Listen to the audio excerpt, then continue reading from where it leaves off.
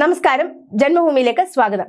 മദ്യനയ കുംഭകോണ കേസിൽ ഇടക്കാല ജാമ്യം തീർന്ന് തിഹാർ ജയിലിലെത്തിയ അരവിന്ദ് കെജ്രിവാളിനെ ജുഡീഷ്യൽ കസ്റ്റഡിയിൽ വിട്ട് റോസ് അവന്യൂ കോടതി. ജൂൺ 5-ാം തീയതി വരെയാണ് കോടതി ജുഡീഷ്യൽ കസ്റ്റഡിയിൽ വിട്ടിരിക്കുന്നത്.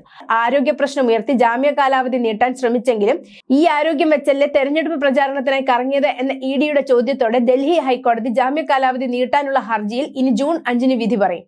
ജൂൺ 2-ന് തന്നെ വിധി പറയാൻ അഭിഭാഷകർ വാദിച്ചു നോക്കിയെങ്കിലും ജഡ്ജിമാർ സമ്മതിച്ചില്ല. തെരഞ്ഞെടുപ്പ് പ്രചാരണം എന്ന കാരണമുയർത്തി ഇടക്കാല ജാമ്യം സംഘടിപ്പിച്ച അരവിന്ദ് കെജ്രിവാൾ തിഹാർ ജയിലിലേക്ക് മടങ്ങുന്നത് തകർന്ന ഹൃദയത്തോടെയാണ്. ഇന്ത്യ മുന്നണിക്ക് വേണ്ടി ഡൽഹിയിലും മോദിക്കെതിരെ പൊതുവിലും പ്രചാരണം നടത്തിയ കെജ്രിവാളിന് 2 ആഘാതങ്ങളാണ് എക്സിറ്റ് പോൾ ഫലങ്ങൾ നൽകിയത്. അതിൽ ഒന്ന്, 350 സീറ്റുകളെങ്കിലും നേടി മോദി അധികാരത്തിൽ തിരിച്ചെത്തുമെന്നതാണ്. രണ്ടാമത്തേത്, ഡൽഹിയിൽ ആം ആദ്മിക്ക് 1 സീറ്റെങ്കിലും കിട്ടിയാൽ ഭാഗ്യം എന്ന എക്സിറ്റ് പോൾ ഫലമാണ്. ഡൽഹി BJP നേതൃത്വത്തിലുള്ള NDA തൂത്തുവാരുമെന്നാണ് India today axis my India survey ഫലം. ആകെ 7 ലോക്സഭാ സീറ്റുകളാണ് ഡൽഹിയിലുള്ളത്. അതിൽ 5 മുതൽ 6 വരെ സീറ്റുകൾ BJP നേടുമെന്ന് എക്സിറ്റ് പോൾ ഫലം പറയുന്നു. 2019-ൽ 7 സീറ്റുകളിലും BJP ജയിച്ചിരുന്നു.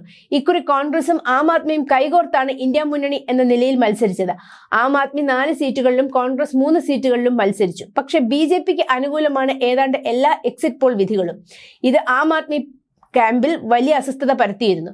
തോറ്റാൽ താൻ തലമുണ്ടനം ചെയ്യും എന്നുവരെ ആം ആദ്മിയുടെ സോമനാഥ് ഭാരതി പ്രസ്താവിച്ചിരുന്നു. അതിന് മുന്നോടിയായി തന്നെ കോൺഗ്രസുമായുള്ള സഖ്യം എന്നേക്കുമായി തുടരാൻ താല്പര്യമില്ലെന്ന് കേജ്രിവാൾ പ്രസ്താവിച്ചിരുന്നു. ഇത് ആം ആദ്മി കോൺഗ്രസ് ബന്ധങ്ങളിൽ വിള്ളൽ വീഴ്ത്തിയിരുന്നു. അതിനിടയിലാണ് BJPക്ക് വൻ വിജയം പ്രഖ്യാപിക്കുന്ന എക്സിറ്റ് പോൾ ഫലങ്ങൾ പുറത്തുവരുന്നത്. അണികൾക്കൊപ്പം ഡൽഹിയിൽ വൻ പ്രകടനം നടത്തിയായിരുന്നു കേജ്രിവാൾ വീണ്ടും ജയിലിലേക്ക് മടങ്ങിയത്. ഇതിനിടയിൽ രാജ്ഘട്ടിൽ കുടുംബത്തോടൊപ്പം എത്തി ഗാന്ധിക്ക് പുഷ്പാഞ്ജലി അർപ്പിക്കുകയും ഹനുമാൻ ക്ഷേത്രത്തിൽ ദർശനം നടത്തുകയും ചെയ്തിരുന്നു. ജയിലിലായിരുന്ന സമയത്ത് പ്രമേഹം വർദ്ധിക്കുന്നതിനായുള്ള ഭക്ഷണങ്ങൾ അദ്ദേഹം മനഃപൂർവ്വം കഴിച്ചിരുന്നതായും ED കണ്ടെത്തിയിരുന്നു.